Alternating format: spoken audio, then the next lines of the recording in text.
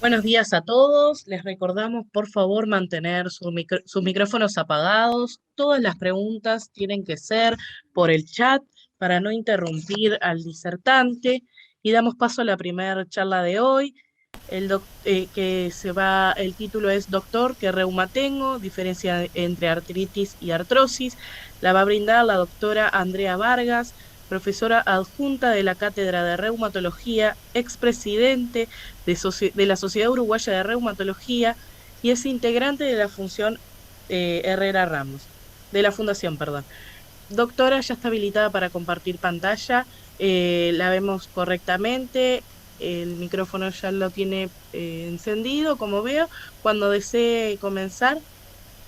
Bien, bueno, en primer lugar, muchas gracias por la invitación a la Fundación para hablar de la diferencia entre artritis y artrosis, que es un tema frecuente en las consultas. Y bueno, y gracias a ustedes por estar presentes en la mañana de hoy, a todos los que están presentes.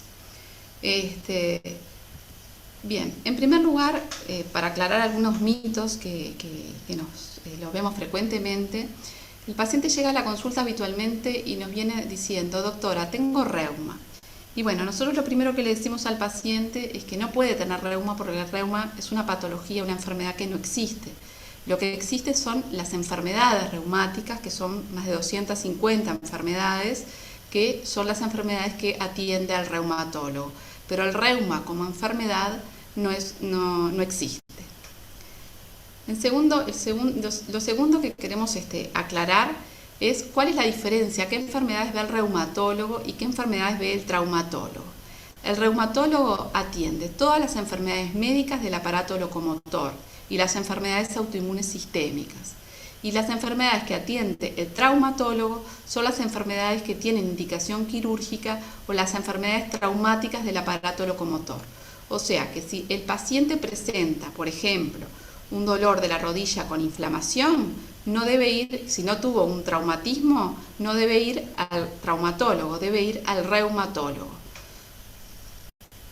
Esto lo queremos aclarar simplemente porque vemos muchas veces que los pacientes que deberían ser derivados precozmente al reumatólogo van por múltiples consultorios traumatológicos o fisiátricos hasta que al final nos llegan a nosotros, y muchas veces se pierde lo que vamos a ver más adelante, que es para algunas enfermedades la ventana de oportunidad terapéutica. ¿A quiénes afectan las enfermedades reumáticas? ¿Son enfermedades del adulto? Esta es una pregunta muy frecuente. El paciente viene a la consulta y nos dice: doctora, soy tan joven, tengo 20 años y tengo reuma. Bueno, las enfermedades reumáticas pueden afectar a todas las edades, desde la infancia. Hay enfermedades en los niños, enfermedades reumáticas inflamatorias, en la gente de mediana edad y en los adultos mayores también. Muchas veces, según la edad, las patologías van variando, ¿verdad? Pero lo que tenemos que saber es que porque sea un niño, un adolescente o un joven, no es prohibitivo tener una enfermedad reumática, puede tenerla de cualquier forma. La Organización Mundial de la Salud definió que el 20% de la población mundial padece algún tipo de enfermedad reumática. O sea, el 20% de la población mundial se cuenta que es muchísima gente. Segundo motivo, ausentismo laboral, por eso son importantes las enfermedades reumáticas y representan el 50% de las causas de invalidez total o parcial, lo que genera altos costos para el sistema sanitario y el sistema de seguridad social. Las enfermedades reumáticas constituyen, como ya vimos, las incapacidades laborales, las causas frecuentes, y son el 22% de las mismas. Son la primera causa de incapacidad laboral permanente y el segundo lugar de incapacidad laboral transitoria. Y son la causa más frecuente de dolor crónico no maligno. El principal motivo de consulta de las enfermedades reumáticas es el dolor, con un muy alto impacto socioeconómico y sanitario, como decíamos recién. Las principales causas de incapacidad permanente, o sea que lo que el paciente a veces en nuestro país se jubila, es por la enfermedad reumática.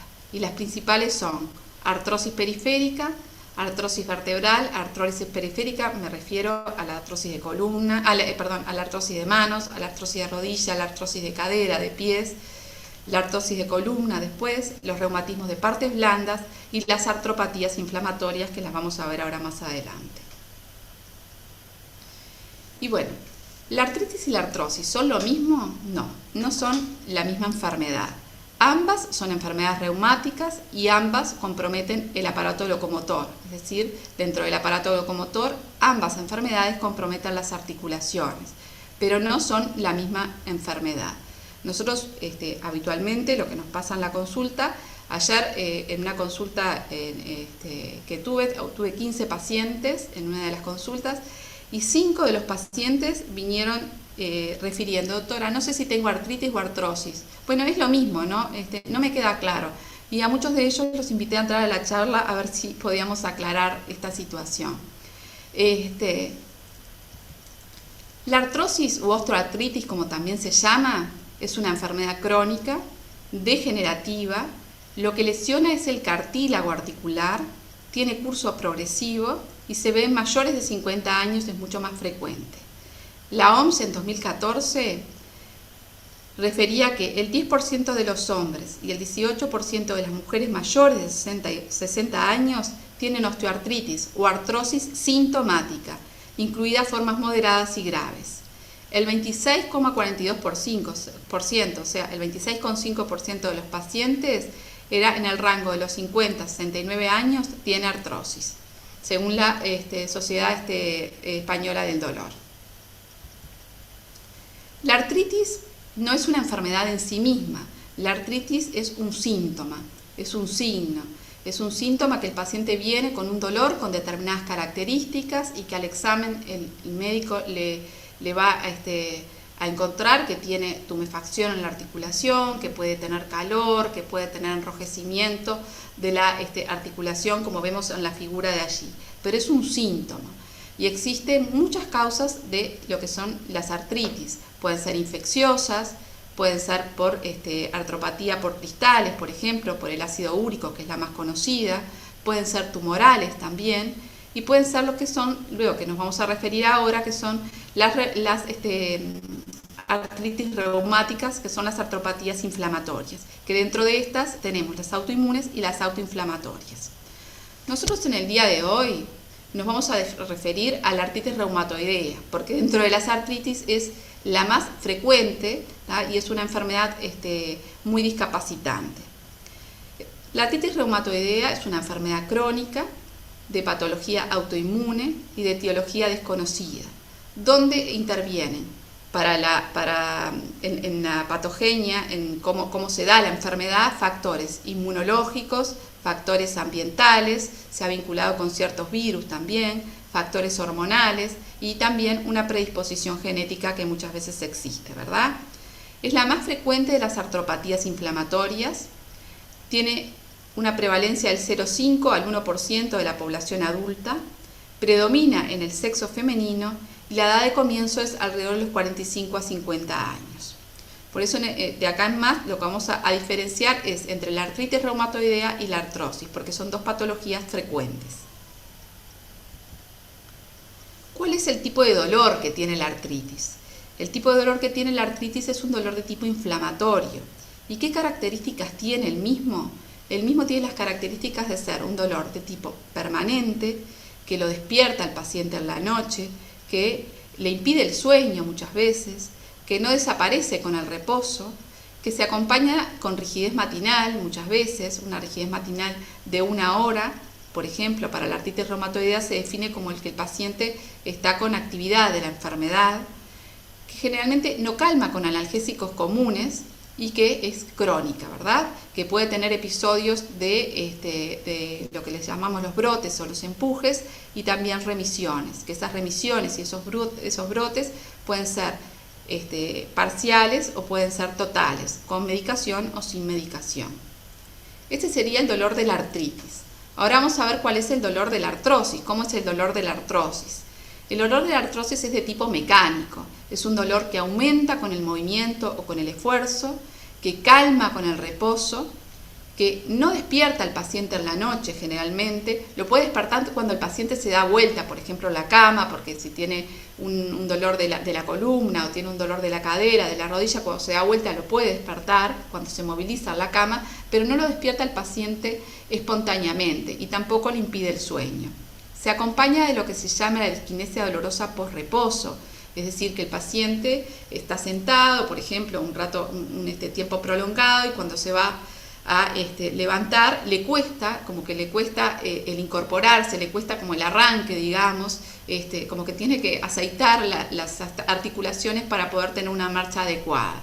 Eso enseguida se desaparece. Y después se puede acompañar también de disquinesia dolorosa posesfuerzo, que es cuando el paciente, por ejemplo, va caminando y comienza con un dolor a determinados metros, comienza con el dolor, por ejemplo, de una rodilla, y tiene que parar, hacer reposo, pasa el dolor y luego puede retomar la marcha. ¿Qué articulaciones se ven comprometidas más frecuentemente en la artritis reumatoidea? La artritis reumatoidea es la carta de presentación de la artritis reumatoidea, como decimos nosotros, son las manos y los pies. El paciente tiene generalmente dolor en varias de las articulaciones de las manos y en varias articulaciones de los pies. También puede comprometer las medianas articulaciones, como los tobillos, las grandes articulaciones, como la rodilla, la cadera, ¿verdad? Muchas veces compromete los puños también. La columna cervical, generalmente la columna cervical se ve comprometido en las artritis reumatoideas de años de evolución. También puede comprometer la articulación temporomandibular con dolor, con limitación, y que muchas veces genera luxaciones, ¿verdad? Y dificultad para la masticación. Pero las articulaciones que no comprometen la artritis reumatoidea es, por ejemplo, la columna lumbar. La columna lumbar y la columna dorsal, por la artritis reumatoidea, no se ve comprometida. A diferencia de la artrosis, que las articulaciones comprometidas son la columna cervical, compromete la columna lumbar, también compromete manos, puede comprometer rodillas, puede comprometer también los pies, pero la articulación que compromete a nivel de los pies es la articulación del primer dedo, con el famoso, lo que se llama el hallux valgus, que es el famoso juanete, ¿verdad? Y estas son las articulaciones que más frecuentemente comprometen la artritis y la artrosis. Otra pregunta que nos hacemos es si la artritis reumatoidea solo afecta a las articulaciones. Pues no. La artritis reumatoidea puede tener compromiso, lo que nosotros llamamos compromiso sistémico. Puede tener un compromiso cutáneo, por ejemplo, con los nódulos reumatoideos, como se ve en esa foto, los pequeños nodulitos que presenta el paciente a nivel de las manos. Puede comprometer también a nivel pleuropulmonar, con distintas patologías, como los nódulos también a nivel pulmonar, pero después puede tener diferentes compromisos pulmonar, que eso da severidad a la enfermedad. A nivel cardiovascular, la artritis reumatoidea es un factor de riesgo para cardiopatía isquémica, por ejemplo. También puede comprometer.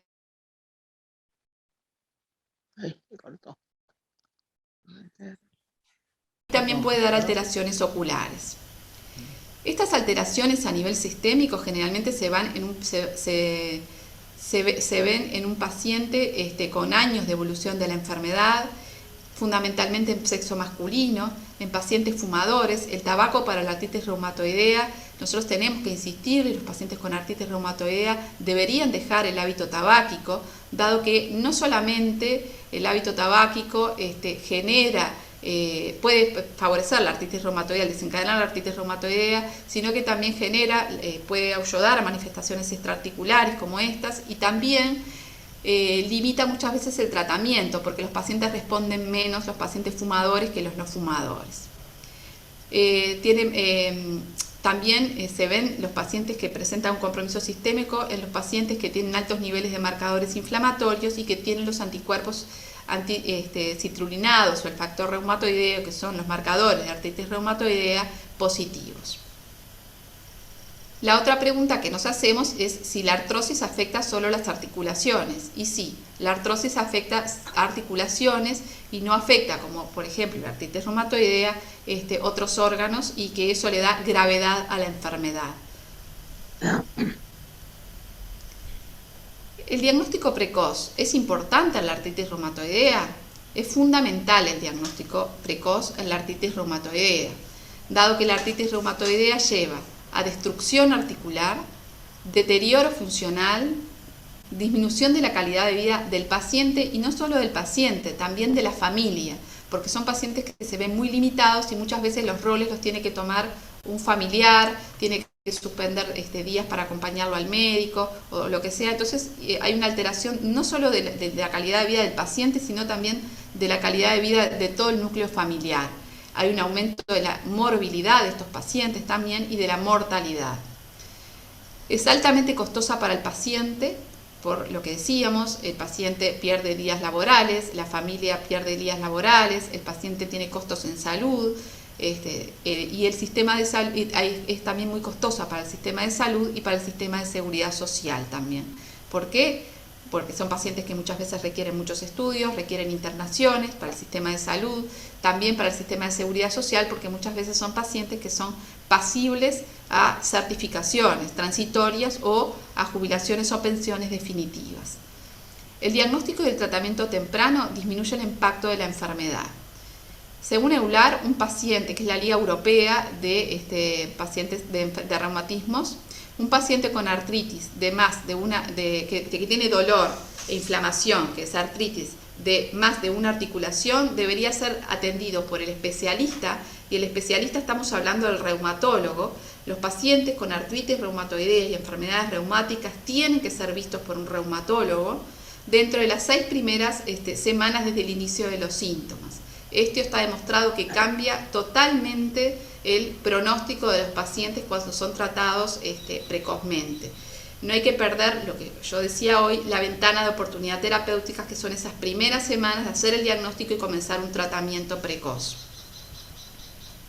En la artrosis es importante el diagnóstico precoz, también es importante, pero no con las implicancias que tiene en la artritis reumatoidea. El diagnóstico precoz es importante en la artrosis para fundamentalmente modificar los factores de riesgo, que muchas veces los vamos a ver ahora, son la obesidad y muchos factores de riesgo, la diabetes, la obesidad, todos esos factores que podemos modificar para que el paciente tenga una mejor evolución de la enfermedad. ¿La artritis y la artrosis se tratan igual? No, son enfermedades diferentes que se tratan de forma diferente, ¿verdad? Lo que sí para ambas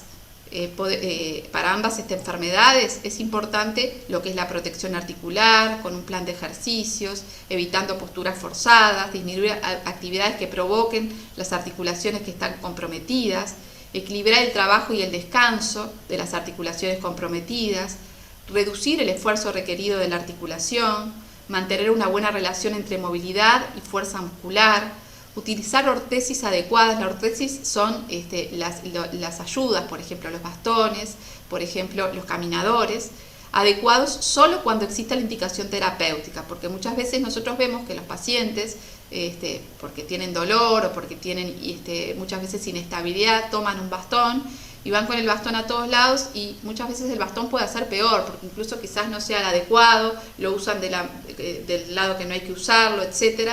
Entonces, siempre debe ser indicado por el médico, ¿verdad? Por el reumatólogo, o en este caso, para el tema de las ortesis, también por el fisiatra. El calzado adecuado. El calzado adecuado es fundamental en estas patologías, sobre todo que afectan muchas veces los pies, ¿verdad? Entonces tenemos que tener un calzado adecuado. Un calzado para la artritis reumatoidea tiene que ser un calzado de suela blanda. Si vamos a usar taco, un taco corrido, de goma que amortigüe, que no sea un calzado de punta, ni tampoco las sandalias, por ejemplo, que no tengan sostén a nivel del tobillo, tampoco es buena que el paciente los use. Es fundamental que el paciente, para mejorar el dolor muchas veces y la calidad de vida con eso, ¿verdad?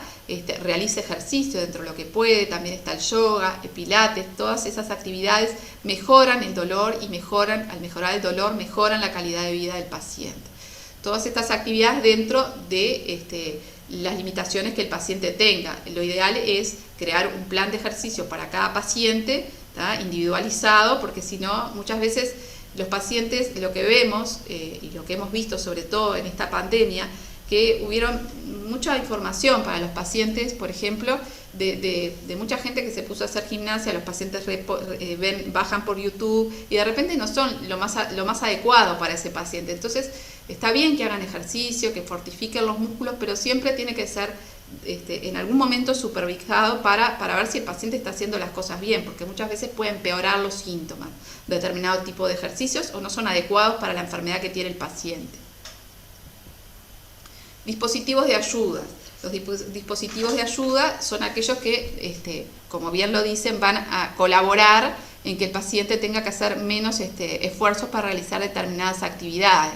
Por ejemplo, para prenderse un botón, en lugar de poner botones a las camisas, ponerle velcro o a los vestidos, por ejemplo.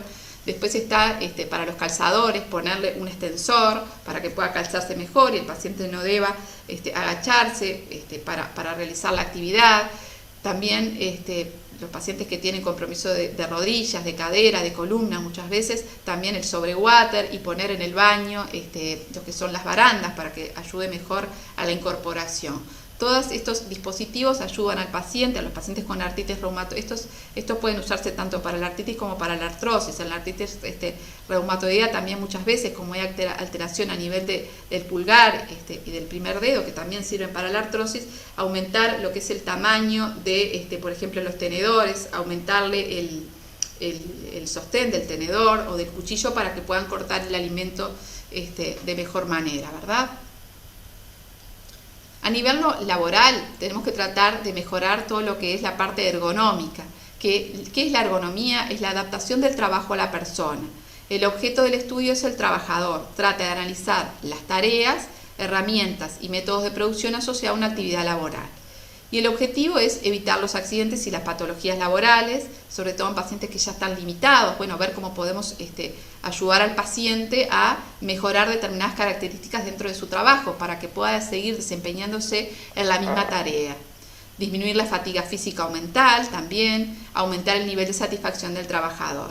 Esto es fundamental porque muchas veces si con algunas cosas que mejoremos de lo laboral en el campo laboral podemos evitar de repente que el paciente pierda días de trabajo, ¿verdad? Y con eso el importante deterioro económico que lleva.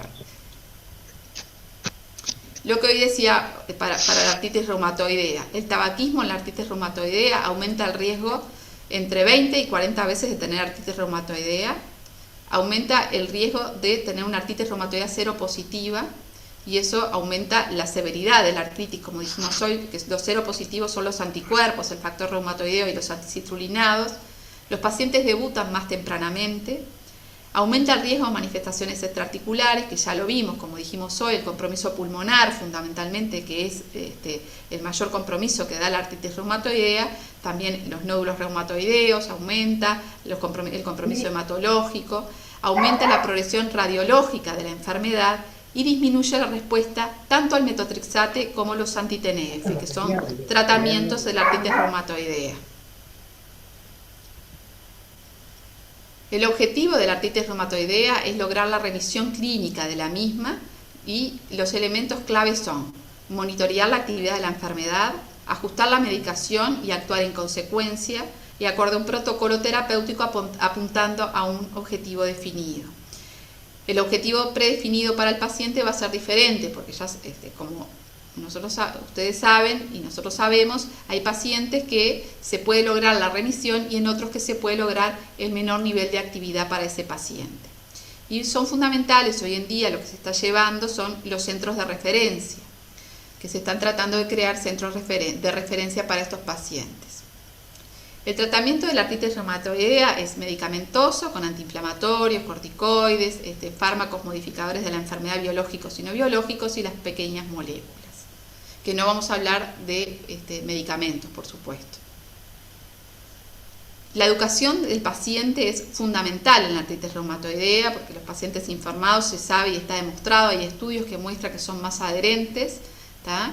La adherencia es fundamental y mejora la calidad de vida del paciente y las asociaciones de pacientes son imprescindibles para dar respuesta a necesidades individuales, familiares y sociales de las pacientes con enfermedades reumáticas. En nuestro país existen las asociaciones de pacientes y funcionan muy bien y es lo que desde la Fundación se está tratando de apoyar. El empoderamiento del paciente se considera hoy como una necesidad, es un cambio de mentalidad, la erradicación de ciertas costumbres arraigadas al sistema, dado que un paciente empoderado es un paciente con capacidad para tomar decisiones, ¿verdad? satisfacer las necesidades, resolver problemas con pensamiento crítico y control sobre su vida.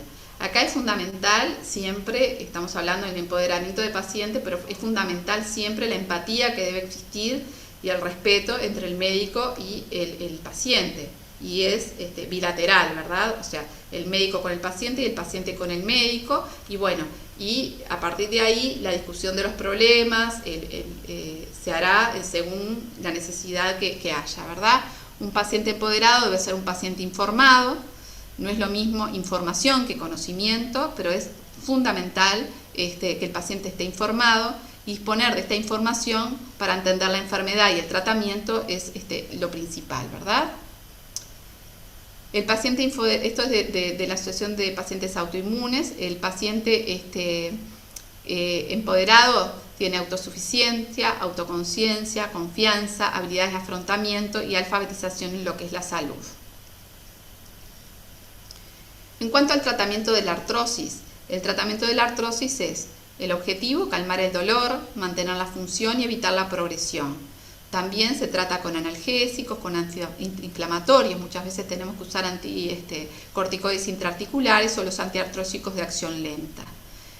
Y es fundamental en los pacientes con artrosis el mejorar lo que son los factores de riesgo, ¿verdad? Que es la obesidad. El paciente, muchos son obesos y tienen sobrecarga a nivel de las articulaciones portantes, por ejemplo, a nivel de las rodillas, a nivel de los pies, por lo cual, o de la cadera, por ejemplo, por lo cual es fundamental mejorar el sobrepeso o la obesidad. También, por ejemplo, el mal alineamiento articular. Muchas veces el paciente tiene no está alineada determinada articulación por algo en particular y bueno, de repente hay que hacer una consulta con el especialista, con el traumatólogo para alinear esas articulaciones. También mejorar todo lo que es el síndrome metabólico, por ejemplo, la diabetes, ¿verdad? Y bueno, y tratar todo lo mejorar, dentro de lo que se puede mejorar todo lo que se pueda, ¿verdad? ¿La artritis reumatoidea es una enfermedad grave? Sí, la artritis reumatoidea es una enfermedad grave porque lleva a enfermedad erosiva y a compromiso sistémico. Esto es un poco lo que hablamos hasta ahora, ¿verdad? La artritis reumatoidea destruye las articulaciones si no está tratada adecuadamente y también genera un compromiso sistémico, como decíamos, pulmón. Fundamentalmente, insisto en el pulmón porque es la principal afectación de la artritis reumatoidea y es severa y lleva a un deterioro del paciente funcional y también una alteración en todo lo que es su vida, ¿verdad? Porque muchas veces requieren otros tratamientos, muchas veces el paciente ve deteriorada su calidad de vida por una disnea o lo que sea, y bueno, y por eso de ahí la importancia que insistimos desde el inicio que los pacientes con artritis reumatoidea deben consultar precozmente al reumatólogo por el tratamiento adecuado. ¿Y la artrosis es una enfermedad grave? No, no es una enfermedad grave, si bien puede generar una discapacidad, no aumenta la mortalidad del paciente como sí lo hace la artritis reumatoidea. En suma, la artritis reumatoidea es una enfermedad grave que lleva daño articular, discapacidad funcional, enfermedad sistémica, como vimos, y una mortalidad aumentada. Artritis, dolor e inflamación articular, que es lo que se llama artritis, debe consultar al reumatólogo. Y ahora, en suma de lo que es la artritis y la artrosis, ¿verdad? ¿Son la misma enfermedad? No, no son la misma enfermedad. Sí son enfermedades que afectan el aparato locomotor, en este caso las articulaciones, y que dan dolor articular, pero tienen la edad de aparición es diferente. Como vimos, la artritis puede ser desde niño, si bien es fundamentalmente de los 45 a los 50 años, pero ya los niños pueden tener una artritis reumatoide, una artritis, que en el caso de los niños se llama artritis idiopática juvenil cuando es menor de 16 años. Puede afectar, la edad de aparición de la artrosis es después de los 50, la artritis reumatoidea afecta la sinovial, la artrosis afecta el cartílago articular. La artritis reumatoidea, si no es tratada, genera un dolor permanente, inflamatorio, y la artrosis puede generar un dolor permanente, pero más de tipo mecánico, como vimos recién. La artritis genera manifestaciones extraarticulares, como vimos, pulmón, hematológicas, ojo, nódulos reumatoideos, y la artrosis no genera alteraciones extraarticulares. Pero no se crean que esto es lo que no deberíamos ver en el día de hoy en los pacientes con artritis reumatoidea, y muchas veces lo seguimos viendo. Esto quiere decir que el paciente ha llegado tarde al diagnóstico, no ha sido de repente tratado adecuadamente, y bueno, y esto es lo que hoy no deberíamos ver. Pero no se crean que la charla terminó acá.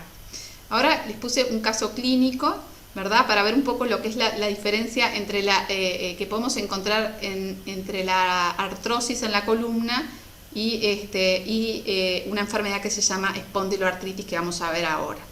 Esto es un paciente de 18 años, estudiante, que llega a la consulta y me refiere: doctora, me enviaron a su consulta porque me duele la columna y el médico me dijo que tengo artrosis.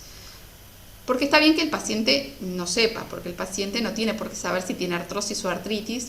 Y bueno, esto es lo que estamos tratando de educar, ¿verdad? ¿Cuáles son las diferencias? Pero bueno, el paciente no tiene por qué saberlo. Pero el médico debería saber que a los 18 años es muy difícil que un paciente tenga artrosis, y debo pensar primero en otras causas, ¿verdad? Bien, entonces, acá lo primero que tenemos que hacer, lo primero que haría yo en la consulta, es investigar bien cuál es el tipo de dolor que tiene este paciente. ¿Cómo fue que apareció? ¿A qué edad apareció? Muchas veces son pacientes que pasan años y años con ese dolor de la columna y que no llegan a un diagnóstico claro, ¿verdad? Entonces, es fundamental ver cómo aparece el dolor, el tipo de dolor que tiene, que ahora lo vamos a ver, la intensidad, si se acompaña, dónde está el tipo de dolor que tiene y dónde está ubicado a nivel de la columna, y muchas veces se puede acompañar de dolor en la inflamación de las articulaciones periféricas, ¿verdad? El dolor de tipo inflamatorio de la columna en este paciente que tenía es un dolor permanente, que tiene un componente nocturno, que le impide el sueño. El paciente no puede dormir, se tiene que levantar en la noche y tiene que empezar a deambular para sentirse mejor. Empeora, es un dolor que empeora con el reposo. El paciente se siente bien haciendo ejercicio, mejora con el ejercicio. Se acompaña de rigidez matinal, no calma con analgésicos comunes, es un dolor crónico. Este es un dolor de tipo inflamatorio de la columna, que como vimos hoy es diferente al dolor de la artrosis de columna, que era un dolor mecánico, que al paciente aumentaba con el movimiento, le calma con el reposo, tiene la disquinesia dolorosa por reposo, post esfuerzo, ¿verdad? Son dolores totalmente diferentes. Este dolor es un dolor como el dolor de las articulaciones, que como el dolor de muela que duele de noche, es eso. Y acá, en un paciente joven que presenta este tipo de dolor, tenemos que pensar en la espondiloartritis, ¿verdad? Que estos son un grupo heterogéneo de enfermedades inflamatorias con compromiso de columna y artritis periférica muchas veces, que tienen una asociación genética con lo que se llama el HLA-27, y pueden tener otras manifestaciones que pueden ser a nivel de la mucosa, a nivel cutáneas, digestivas, oculares y cardiovasculares. Puede ser una espondiloartritis a predominio de columna o a predominio periférico. ¿Cuáles son los síntomas entonces? Si yo tengo un paciente joven que tiene dolor de columna, ese paciente debe ver al reumatólogo cuanto antes para llegar a un diagnóstico precoz. Y el dolor de columna es que duele, componente nocturno, aumenta con el reposo, mejora con el ejercicio y tiene rigidez matinal. Esto es característico del dolor de la espondiloartritis en los pacientes jóvenes, ¿verdad? Y lo que pasa acá es que hay una inflamación a nivel de la columna, como ven en esa foto, como señalé allí. Y estos pacientes tienen rigidez y pérdida de movimiento progresiva. También pueden tener muchas veces lo que es un dolor sacroilíaco, un dolor en la cola, un dolor glúteo alternante, que puede estar de un lado o del otro, va cambiando de lugar. Y estos pacientes también lo que hay que investigar en el interrogatorio es si presenta porque se asocian estas enfermedades a enfermedad inflamatoria intestinal, al CUC o el Crohn, que se llaman las enfermedades inflamatorias intestinales, psoriasis cutánea, infecciones, alteraciones oculares, o también se asocia muchas veces a dolor del talón, que es lo que se llama talalgia. Todas estas interrogantes se las debemos hacer el profesional médico cuando llegue. O sea, un paciente joven que tiene un dolor con las características que ya vimos a nivel de la columna, debemos interrogarle si tiene cada una de estas cosas para ver de estas patologías, la enfermedad inflamatoria intestinal, la psoriasis, alteraciones oculares, infecciones o talalgia, para ver hacia dónde dirigir y pensar nuestro diagnóstico. ¿Y por qué la importancia del diagnóstico de la espondiloartritis? Porque los pacientes llevan a un deterioro funcional muy importante. ¿Tá? Como ven, esta es una imagen de un paciente que miren cómo fue quedando a lo largo de la evolución de la enfermedad, hasta que llega, como ven ahí en 1972, lo que es la posición del esquiador. El paciente no puede caminar, tiene que mirar hacia adelante, modificando todo lo que es la postura, ¿verdad? Para poder levantar los ojos. Entonces, frente a un dolor lumbar mayor o igual a 3 meses en menores de 45 años que se acompaña de artritis, dolor en el talón, ojo rojo, o que se acompaña de psoriasis, enfermedad inflamatoria intestinal, infección previa o historia familiar de espondiloartritis, el paciente debe consultar al reumatólogo. En nuestro país, ese es un estudio del grupo GES, en nuestro país hay un retraso del diagnóstico de estos pacientes. En el 2008 el retraso diagnóstico era de 10 años, casi 11 años. Y en casi 11 años el paciente que llega ya tiene otras manifestaciones, porque estas enfermedades no solo dan las alteraciones funcionales, el deterioro funcional y el deterioro de la calidad de vida del paciente y de la familia, sino que también pueden dar alteraciones a nivel sistémicas como la de la artritis reumatoidea. ¿Ah? Por lo tanto, el diagnóstico precoz en estos pacientes es fundamental. Ustedes miren que en el 2008 eran 11 años prácticamente de diagnóstico retrasado. Porque los pacientes, como yo decía hoy, son pacientes jóvenes que nadie le da importancia porque le duele un poco la columna y empiezan a deambular por todos los consultorios durante años y toman antiinflamatorio, le mejora con el antiinflamatorio y siguen adelante hasta que, bueno, que el paciente realmente se va a ver muy limitado. Entonces, ¿tengo reuma? El reuma no existe. Enfermedad reumática tiene el paciente, no reuma, tiene una enfermedad reumática, que esa enfermedad reumática puede ser, o si tiene un dolor mecánico, una artrosis, y si tiene un dolor inflamatorio, puede ser una enfermedad autoinmune sistémica, como puede ser la artritis reumatoidea, por ejemplo, puede ser otra como el lupus también, puede ser una IJ, que es una artritis idiopática juvenil en los menores de 16 años, o una espondiloartritis. Y bueno, estas enfermedades tienen algo en común.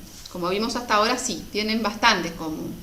Y sobre todo son los costos que generan las enfermedades reumáticas. Generan costos directos, generan costos indirectos, pero también generan los costos intangibles. Los costos intangibles son aquellos que no podemos medir. Y esto es sobre la pérdida de función física del paciente, la alteración de la salud mental y el deterioro de la calidad de vida. Que sí, esos costos son muy importantes, pero no los podemos medir, pero son los más importantes en definitiva. En la artrosis, el costo anual medio de la artrosis de rodilla de cadera en España es de 4.738 millones de euros. O sea, es muchísimo dinero, ¿verdad? De ahí la importancia en tratar de hacer el diagnóstico lo más precozmente posible para mejorar todo lo que son los factores de riesgo para que ese paciente tenga una mejor calidad de vida. En Estados Unidos, en 2016, el gasto en salud estimado en Estados Unidos fue de 80.000 millones de dólares, lo que representó el 0,42 del PBI. Y a esto todavía hay que sumarle los costos indirectos, incluidos los laborales, llegándose a estimar que en los países desarrollados el costo total está entre 1 y el 2% del PBI. Se cuenta que es muchísimo dinero y que muchas cosas se pueden mejorar, sobre todo en lo que es la calidad de vida del paciente, si actuamos adecuadamente y a tiempo, ¿verdad? En la artritis reumatoidea, vamos a la siguiente que es más clara. El costo anual por paciente varía según por el estudio entre 3.600 euros y 11.707 euros en el 2002. Y estos son los costos directos, el 70 al 75% del total.